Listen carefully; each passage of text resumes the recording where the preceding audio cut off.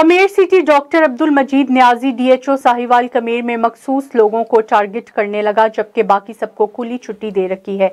मुतासरा शख्स का कहना है कि 5 अक्टूबर 2022 को बिला जवाज मेरा नासिर मेडिकल स्टोर सील कर दिया। जब Nasir medical store de seal करवाने के लिए सीओ हेल्थ ऑफिस साहिवाल गया तो सीओ ऑफिस से पता चला कि नासिर मेडिकल स्टोर सील की कोई रिपोर्ट मौसूल नहीं हुई।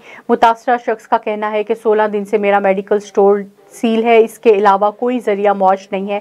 अब मेरे घर नौबत फाको तक आ पहुंची है। मेडिकल स्टोर को डी सील करवाने के लिए 16 दिन से मुख्तलिफ दफ्तरों के चक्कर लगा रहा हूँ। मीटिंग वगैरह का बहाना बनाकर टाल मटोल से काम लिया जा रहा है ताकि मुट्ठी गर्म की जाए। मुतासरा शख्स का आला हुकाम से नोटिस लेने का मुतालबा।